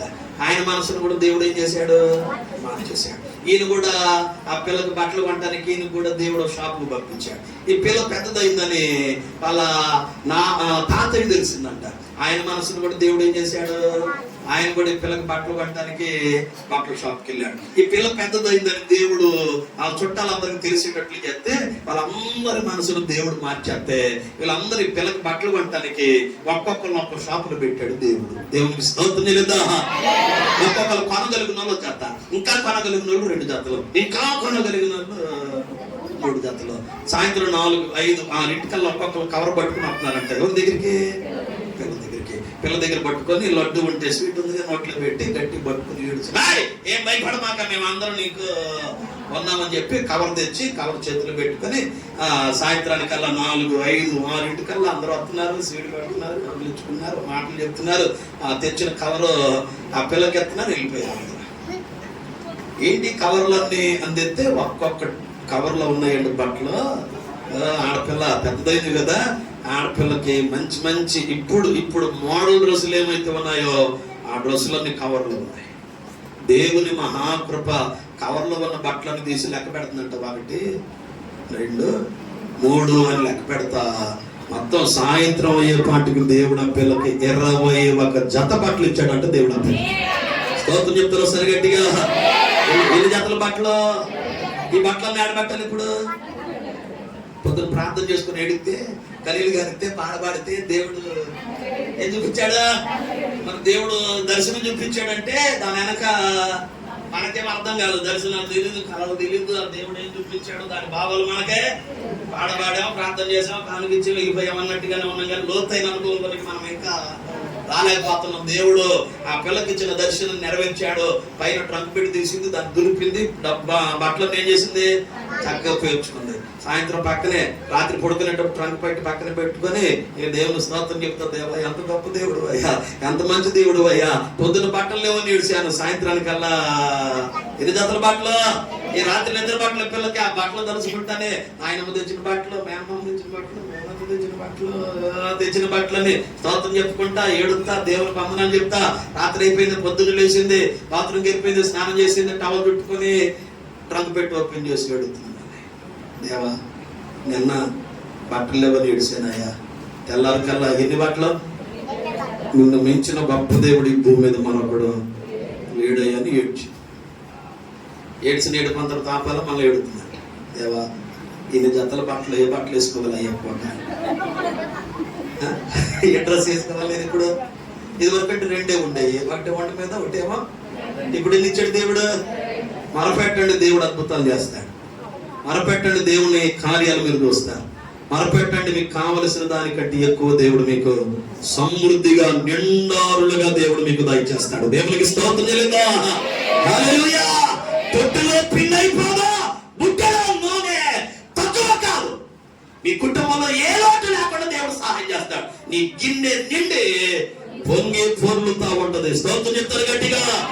ఎవరైతే మరపెడతారో వారి కుటుంబాలు దీవించబడతాయి, వారి కుటుంబాలు ఆశీర్వదించబడతాయి, వారి కుటుంబాలు నీరు పాలు తాటలాగుంటారు, వారి కుటుంబాలు నీటి కాలువగా నాటబడినదై ఆకు వాడక తన కాలమందు ఫలాలు ఇచ్చే చెట్టు లాగుంటాయి మీ కుటుంబాలు. దేవునికి స్తోత్రం చెల్లిద్దాం. ఏం చేస్తే మరపెట్టే రాళ్ళుగా ఉంటే దేవునికి స్తోత్రం చెప్తారో సరి గట్టిగా చెప్పండి. హల్లెలూయా. రెండో మాట చదువుకుందాం. తెరవండి ఎవరన్నా వాక్య భాగంలో నుండి. లూకాసు వార్తలోకి వస్తారా? లూకాసు వార్త 19వ అధ్యాయం. లూకాసు వార్త 19వ అధ్యాయం 40వ వచనం. 19:40. ఆయన వారిని చూచి వీరు ఊరకుండిన ఎడల, అందరూ వినాలి మాట జాగ్రత్తగా, ఈ రాళ్ళు కేకలు వేయుననే మీతో చెప్పుచున్నానని. అందరూ ఒకసారి 2 చేతులు పైకెత్తి స్తోత్రం చెప్తారు గట్టిగా. హల్లెలూయా. యేసు ప్రభు బేత్పగేల దగ్గరుండి తన శిష్యులిద్దరు పిలిచి, అబ్బాయి తిన్నగేలండ్రా, కట్టబడిన గాడిద పిల్ల ఉంటాయి, దాన్ని విప్పుకొని తోలుకొని నా దగ్గరికి తీసుకుని రండి. ఎవరన్నా అడిగితే ఇది ప్రభువునకు కావలసిన గాడిద అని చెప్పండి అని 2 శిష్యులు పంపించాడు. వారు వెళ్ళిపోయారు, గాడిద విప్పుకొని తోలుకొని వచ్చారు. యేసు ప్రభు ఆ గాడిద మీద కూర్చున్నాడు. ముందు జనం వెనక జనం చక్కగా దేవుణ్ణి స్తుతిస్తూ పాటలు పాడతా, హోసన్నా దావీదు కుమారునికి జయం, ప్రభు పేరట వచ్చేవాడు స్తుతింపబడునుగా. కానీ దేవుణ్ణి స్తుతిస్తా యేసు ప్రభు బేతనియా నుండి యెరూషలేముకి వెళ్ళాడు దేవాలయానికి. అక్కడికి వెళ్ళేపాటికి శాస్త్రులు, పరిసయ్యులు, సద్దూకయ్యులు వీళ్ళందరూ యేసు ప్రభుని ఆపి, ఎందుకయ్య వీళ్ళందరూ ఇట్లా కేకలేస్తారు, మౌనం పడమని చెప్పి వెళ్ళనే అన్నారు ఆ పెద్దలంతా. దానికి యేసు ప్రభు ఆ శాస్త్రులతో, పరిసయ్యులతో, సద్దూకయ్యులతో అంటాడు, వీరు మూలకుండిన ఎడల రాళ్ళు ఏం చేస్తాయి? కేకలు వేస్తాయి. నెంబర్ 2, ఈ ఏ రాళ్ళు తెలుసా? కేకలు వేసే రాళ్ళు అన్నమాట. ఏ రాళ్ళు చెప్పండి. ఏ రాళ్ళు? కేకలు వేసే రాళ్ళు. దేవునికి స్తోత్రం చెప్తాం గట్టిగా. సరే దగ్గరగా స్తోత్రం చెప్తాం గట్టిగా. 2 చేతులు పైకెత్తి స్తోత్రం చెల్లిద్దా. రెండవదిగా ఏ రాళ్ళ వల్లే ఉండాలి మనం అంటే కేకలు వేసే రాళ్ళు. కేకలు అంటే రోడ్డు మీద అరుసు కొట్టాలు, పోట్లాడు కొట్టాలు, గొడవాడు కొట్టాలు, ఆ కేకలు కాదమ్మ ఇయ్యి. మా చర్చి ఎదురుగానే చర్చి విశ్వాసులు ఇద్దరు ఉంటారు. ఒక ఆమె బాలమ్మ, ఒక ఆమె సోరమ్మ. మా ఎవరు లేరు వీళ్ళు, ఈ పేరు గల వాళ్ళు ఎవరు లేరు కాడ. ఏం పేర్లు? బాలమ్మ. ఎక్కడా రాదు, పంపు దగ్గర వస్తుంది గొడవలకి. ఎక్కడ? ఇక ఆ గొంతు బొంగులు పోయేదాకా ఆమరుతుంది, ఏమో గొంతు బొంగులు పోయేదాకా ఏమరుతుంది.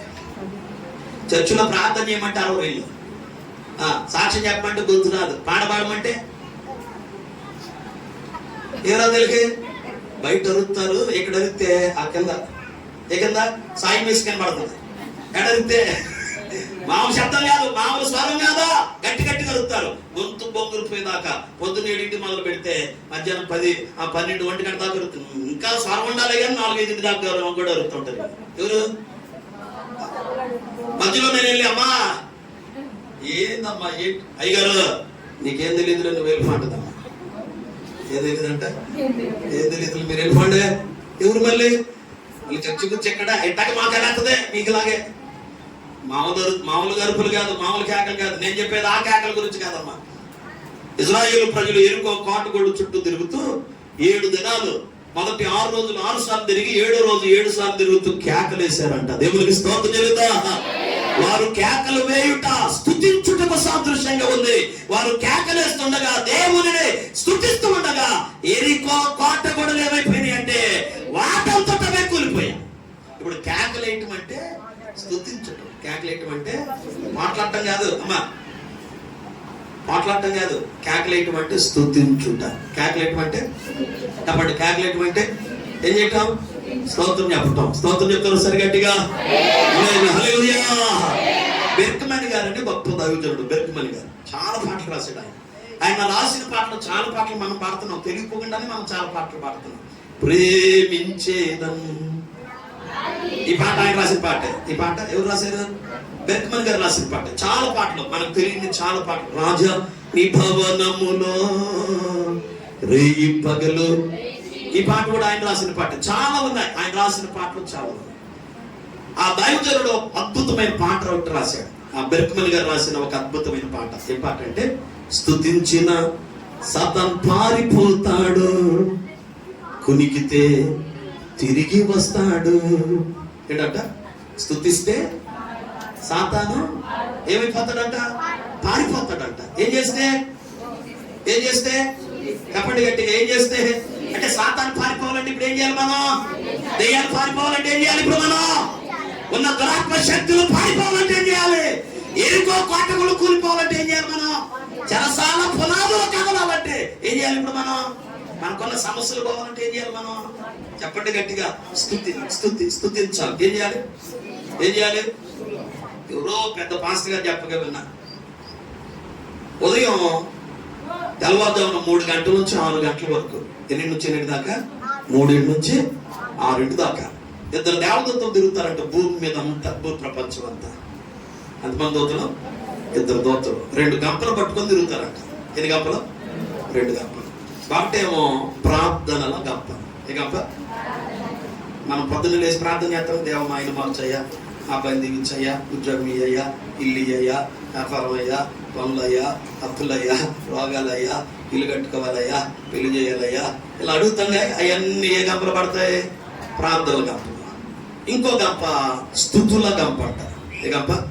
స్తుతుల గంప. ఉదయం తెల్లవారుజాము 3 గంటల నుంచి 6 గంటల వరకు దోతలు తిరిగి ఆ రవగానే దోతలు ఈ 2 గంపలు తీసుకుని దేవుని దగ్గరికి వెళ్ళిపోతాయి. దేవుని దగ్గరికి వెళ్ళాక చూస్తే ప్రార్థన గంప ఏమో నిండు పొంగుతుందంట. స్తుతుల గంప ఏమో ఎంటీగా ఖాళీ ఉంటుంది. అప్పుడు దోతలు అడుగుతారంట, ప్రభువా ఇన్ని ప్రార్థన అవసరతలు ఉన్నాయి కదా, మరి ఈ ప్రార్థనకు జవాబు ఇవ్వచ్చుగా అంటారంట దోతలు. అప్పుడు దేవుడు అంటాడంట దోతలతో, అసలు నిండాల్సింది ఈ గంప కాదు. ఏ గంప? ప్రార్థనల గంప కాదు నిండాల్సిందే. ఈ ప్రార్థనల గంపలో ఉన్న అవసరాలు తీర్చబడాలంటే ముందు ఏ గంప నిండాలి? స్తుతుల గంప నిండాలి. ఈ గంప ఎప్పుడైతే నిండిద్దో అప్పుడు ఈ గంపలో ఉన్న అవసరాలని నేను తీరుస్తాను అని చెప్తాడంటే దేవుడు. దేవునికి స్తోత్రం చెల్లిద్దా?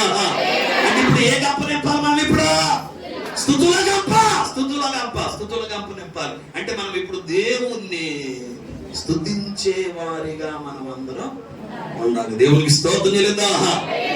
ఇక ఏమొచ్చినా స్తోత్రం చెప్పటమే. ఏం కలిగినా 10 మంది పిల్లలు చచ్చిపోయారు యోబుకి. ఏమంటున్నాడు? యెహోవా ఇచ్చాడు, యెహోవాయే తీసుకున్నాడు, యెహోవా నామమునకే స్తుతి కలుగునుగాక అని స్తుతించాడు. దేవునికి స్తోత్రం చెప్తారా సరి గట్టిగా? హల్లెలూయా. అందుకనే నా చిన్నతనంలో పాట పాడేవి. ఇప్పుడు మీరు పాడుతున్నారు లేదు నాకు తెలీదు. కష్టాల యందు స్తుతించు, నష్టాల యందు స్తుతించు. ఆ దేవుడికే వందనాలమ్మా. దేవునికి స్తోత్రం చెల్లిద్దా. ఆమేన్, హల్లెలూయా. ఎప్పుడు స్తుతించాలంట? కష్టాలలో స్తుతించాలంట, నష్టాల్లో. సహజంగా మనం ఎప్పుడు స్తుతిస్తాం?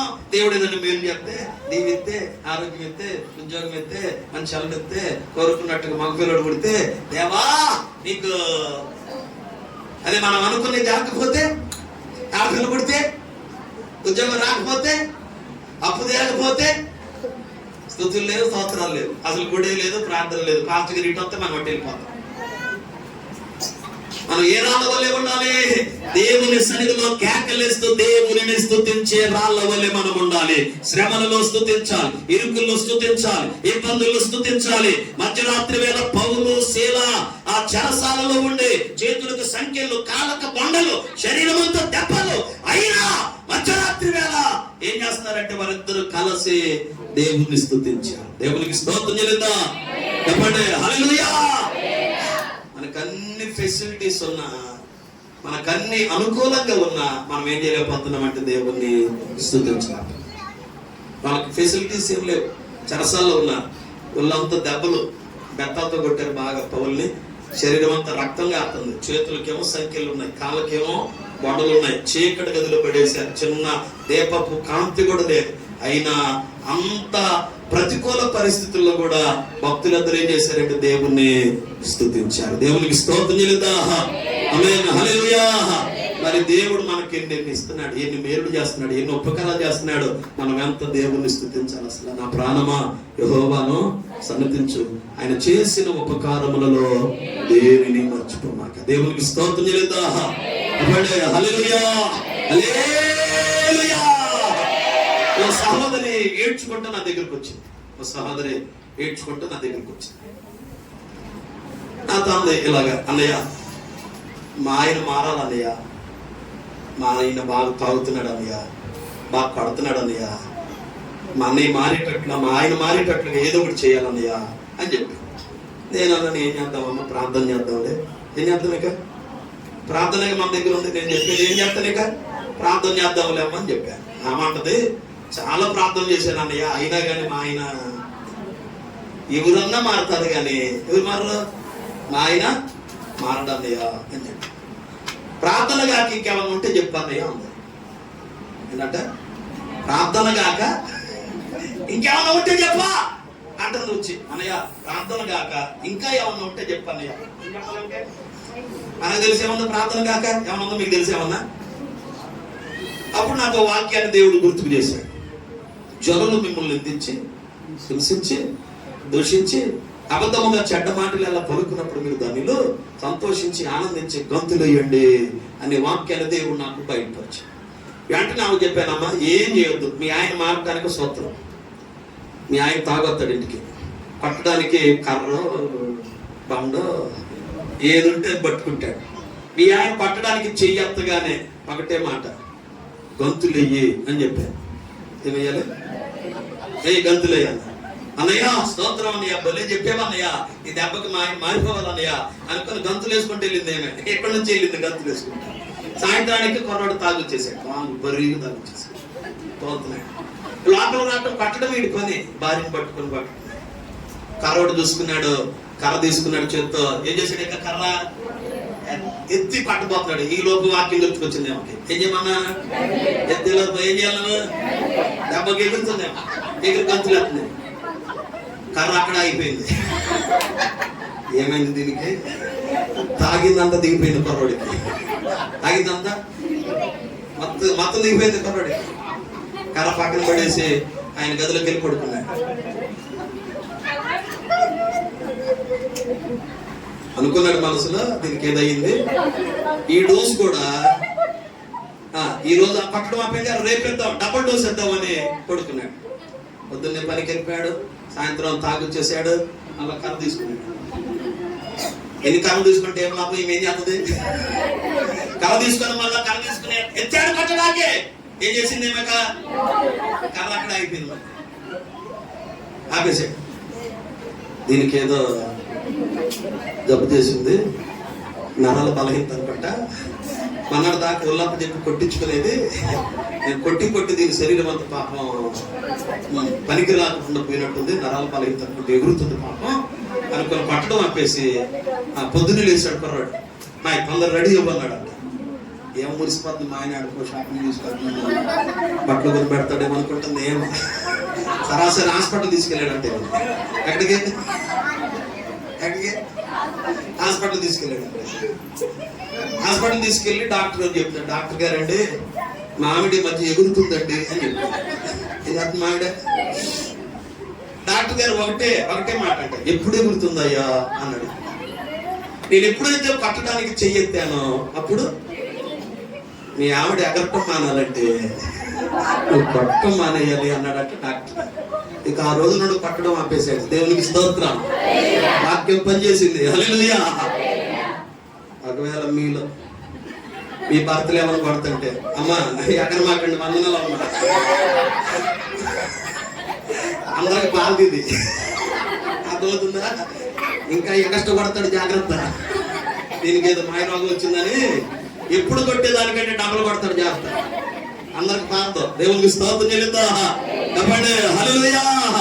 బైబిల్ చెప్తుంది, జనులు మిమ్మల్ని నిందించిన, హింసించిన, దూషించిన, చెడ్డ మాటల పలికిన స్తోత్రం చెప్పండి అంతే. ఏం చెప్పాలి? సంతోషించి ఆనందించండి, పరలోకమందు మీ ఫలము అధికమవుతుంది. స్తోత్రం చెప్తారు సరి గట్టిగా. హల్లెలూయా. ఏ రాళ్ళ వల్లే ఉండాలంటే పూట దేవుని సన్నిధిలో మౌనముగా ఉండక కేకలు వేస్తూ దేవునిని స్తుతించే రాళ్ళ వల్లే మనం ఉండాలి. శ్రమలు వచ్చినా స్తుతించాలి, ఇరుకులు వచ్చినా స్తుతించాలి, ఇబ్బందులు వచ్చినా, బలహీనతలు వచ్చినా, శోధనలు వచ్చినా చెప్పండి. ఏ పరిస్థితి అయినా ఏం చేద్దాం మనం? స్తుతి మన పరిస్థితిని మారుస్తుంది. స్తోత్రం చెప్తారు గట్టిగా. స్తుతి ఆటంకాలు తొలగిస్తుంది. స్తుతి సమస్యలను పారిపోయేలా చేస్తుంది. స్తుతిలో అంత గొప్ప శక్తి ఉంది అన్నమాట. స్తుతిలో గొప్ప శక్తి ఉంది. ఎట్లా ఉంది శక్తి అంతా? స్తుతిలో. దేవునికి స్తోత్రం చెల్లిద్దాం. అందరూ చెప్పాలి హల్లెలూయా, హల్లెలూయా. ఎన్ని రోజులు నేర్చుకున్నాం ఈ పూట? ఒకటి ఏంటి? మొరపెట్టే. రెండు, ఈ పూటకి ఎంత తాపుతున్నాడు. దేవునికి స్తోత్రం, హల్లెలూయా. ఇక అన్ని చెప్పినా కానీ మీరు ఉండలే కదా, ఇక టైం అయిపోతుంది, నాకు ఇచ్చిన సమయం కూడా అయిపోతుంది. ఇంకేమన్నా ఉంటే దేవుడు ఏమన్నా ప్రొఫెక్ట్ అయ్యారు ఏమన్నా అప్పుడు ఈసారి నేర్చుకుంది ఏమన్నా ఉంటే దేవునికి స్తోత్రం చెల్లిద్దా. కాబట్టి ప్రభువునందు ప్రియ దేవుని పిల్లలారా, మన కుటుంబాలు దీవించబడినట్లుగా, మన కుటుంబాలు ఆస్వాదించబడినట్లుగా, మన సంఘాలు దీవించబడినట్లుగా, సంఘ సరిహద్దులు విశాలపరచబడినట్లుగా, నూతన ఆత్మలు వచ్చినట్లుగా, సంఘాలలో దేవుని కార్యాలు జరిగించినట్లుగా ఏ రాళ్ళ వల్లే మారిపోవాలి పూట మనం? ఒకటి మొరపెట్టే రాళ్ళ వల్లే, రెండు స్తుతించే రాళ్ళ వల్లే మనం మారిపోవాలి. కాబట్టి ప్రభువునందు ప్రియ దేవుని పిల్లలారా, ఈ రాత్రి కుడికలో పాల్గొన్నా నీవు నేను మనం అందరం దేవుని సన్నిధిలో మొరపెట్టే రాళ్ళ వల్లే, స్తుతించే రాళ్ళ వల్లే మారదాం. దేవుని కృపను పొందుకుందాం, దేవుని ఆశీర్వాదాలు పొందుకుందాం, దేవుని ఆశీర్వాదాలకు పాత్రలం అవుదాం. అలా మొరపెట్టే రాళ్ళ వల్లే, స్తుతించే రాళ్ళ వల్లే దేవుని కృపను పొందుకొని ఆ విధంగా మారదాం. అట్టి ఆశీర్వాదాలు పొందుకుందాం. దేవుడి మాటలు, ఈ వాక్యాన్ని మనందరి వినికిడిలో దీవించి ఆశీర్వదించును గాక. ఆమేన్. అందరూ కళ్ళు మూసుకున్నట్లయితే చిన్న ప్రార్థన చేసి సమయాన్ని గడిపేస్తాం. అందరూ మోకరించండి. అందరూ కళ్ళు మూసుకున్నట్లయితే చిన్న ప్రార్థన. దేవుని మహాకృపను బట్టి రాత్రి వేళ ఇంతవరకు వాక్యం ద్వారా దేవుడు నీతో నాతో మన అందరితో మాట్లాడారు. మొరపెట్టే రాళ్ళ వలె, స్తుతించే రాళ్ళ వలె మనం ఉండాలని దేవుడిచ్చిన మంచి శ్రేష్టమైన వాక్యాన్ని బట్టి మనం అందరం ఒకసారి మన రెండు చేతులు పైకెత్తి దేవుని నామానికి స్తోత్రాలు చెల్లిద్దాం. హల్లెలూయా, హల్లెలూయా. అందరూ చెప్పాలి హల్లెలూయా. కొంచెం గట్టిగా స్తోత్రాలు చెల్లిద్దాం. హల్లెలూయా. సర్వోన్నతుడా, సకల ఆశీర్వాదాలకు కారణభూతుడా, మా ప్రియ యేసయ్యానికే వందనాలు, స్తుతులు స్తోత్రాలు చెల్లిస్తున్నాం. అభిషక్తులు, ధనులు, పెద్దలు, దైవజనులు, జోజన్న గారిని బట్టి వందనాలయ్యా. దాసులు కొంచెం బలహీనంగా ఉన్నారు, వారిని మీ చేతులకు అప్పగిస్తున్నాం. మేమందరం దైవజనుల కోసం ప్రార్థిస్తున్నాం. కృపనివ్వండి, మంచి ఆరోగ్యాన్ని ఇవ్వండి, బలహీనతను విడిపించండి, నూతన బలం, నూతన శక్తి, నూతన ఆరోగ్యాన్ని మీ దాసునికి మీరు దయచేయమని ప్రార్థిస్తున్నాం. ఆయన వారి కుమారులు ఎవరు దైవజనులు ఇస్సాకయ్య గారిని బట్టి, అమ్మగారిని బట్టి, కుటుంబాన్ని బట్టి, పరిచయాన్ని బట్టి, ఆయా ప్రాంతాల్లో మీ దాసుల ద్వారా మీరు జరిగిస్తున్న ఘనమైన సేవ పరిచయాన్ని బట్టి మీ వందనాలు. ఈ దాసుని దీవించి ఘనంగా బలంగా వాడుకోమని ప్రార్థన చేస్తున్నాం. ఈ దాసునికి ఇచ్చిన మంచి ఆలోచన, కుటుంబాలు దీవించబడాలి, కుటుంబాలు ఆస్వాదించబడాలి, సంఘమంతా నీ దీవులు పొందుకోవాలనే మంచి ఉద్దేశంతో ప్రతి నెల 20వ తారీఖుని విధంగా సంఘ కుటుంబ ఆశీర్వాద కూడిక ఏర్పాటు చేశారయ్యా. నీ కృపను బట్టి గడిచిన నెలలో కూడికలంతా దీవెనకరంగా జరిగించారు. ఈ నెల కూటంలో కూడా మీ సన్నిధించారు. పాటల్లో, వాయిద్యాలలో, ఆరాధనలో, ప్రార్థనలో, వాక్య పరిచర్లు మీరు ఉన్నారు. మొరపెట్టే రాళ్ళ వలె, స్తుతించే రాళ్ళ వలె మేము ఉండాలని మీరు ఇచ్చిన వాక్యాన్ని బట్టి మీకు స్తోత్రాలు చెల్లిస్తున్నాం. ఈ కుడికలో పాల్గొని పిల్లలందరినీ దీవించండి, ఆశీర్వదించండి. అన్ని విషయాలు తోడుకుండండి. సంఘ పరిచయాలన్నింటినీ మీ చేతులకు అప్పగిస్తున్నాం. అన్ని విషయాల్లో మీరే మహిమ, ఘనత, ప్రభావాలు పొందుకోమని యేసు పరిశుద్ధ దివ్య నామంలో అడిగి వేడుకొనుచున్నాం తండ్రి.